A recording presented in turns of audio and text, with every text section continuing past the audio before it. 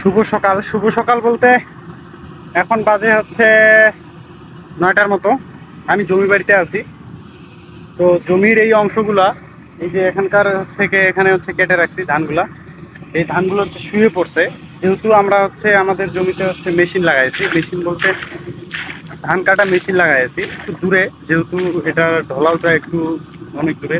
আমি বলছিলাম এটা হচ্ছে আমাদের গ্রাম থেকে প্রায় দুই দুই আড়াই কিলোমিটার দূরে আর কি জমিটা আমাদের। তো তার জন্য কি হচ্ছে, এটা মেশিন দিয়ে কাটতেছি। ঠিক আছে, এই মেশিন দিয়ে কাটার ক্ষেত্রে যে ধানগুলো পড়েছিল সেগুলো হচ্ছে এই মেশিনে আসতো না। আমি দেখাচ্ছি আসলে কিভাবে ধানটা কাটতেছে আমাদের। এই যে মেশিন, এটা হচ্ছে কাটতেছে খুব দ্রুততার সহিত আর কি। তবে মানুষ কাটলে একটু সময় লাগতো, কিন্তু মেশিন দিয়ে বেশি সময় লাগতেছে না এবং অনেক সুন্দরভাবে হচ্ছে ধানটা কাটা হচ্ছে। আমি যদি দেখাই আর কি। আর আমাদের এইদিকে হচ্ছে এই মেশিন দিয়ে ধান কাটার জন্য সে বিঘা প্রতি হচ্ছে 3,000 টাকা করে রাখতেছে আর কি। 1 বিঘা 3,000 টাকা। এবং ধান কতটুকু ঝরতেছে আমি যদি দেখাই, ধান তেমন ঝরতেছে না অবশ্য। এই হচ্ছে অবস্থা। এটা হচ্ছে মেশিন আর কি।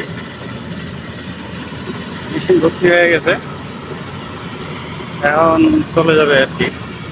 চলে গিয়ে আসলে প্যাকেজিংটা হচ্ছে এই যে ওই জায়গায়, এই যে ওখানে প্যাকেজিং হচ্ছে। প্যাকেজিং মানে বস্তা হচ্ছে, ওখানে গিয়েও বিস্তারিত আমি ভিডিওটা করব।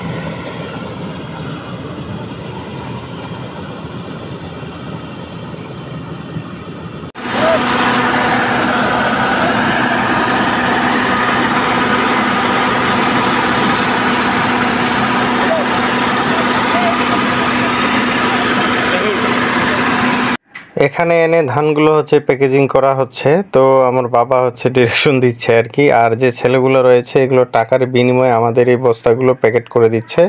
ওরা হচ্ছে বস্তাগুলো ধরবে এবং ওজন করে দিবে, খাতায় দিবে এবং এইভাবে ছলি করে রেখে দিবে। ওদেরকে 30 টাকা করে বস্তা দিতে হবে। তো আমাদের 1.5 বিঘা মাটিতে এবার ধান হয়েছে 33 বস্তা আর কি। এখানে যে বস্তাগুলো দেখতেছেন 33 বস্তা।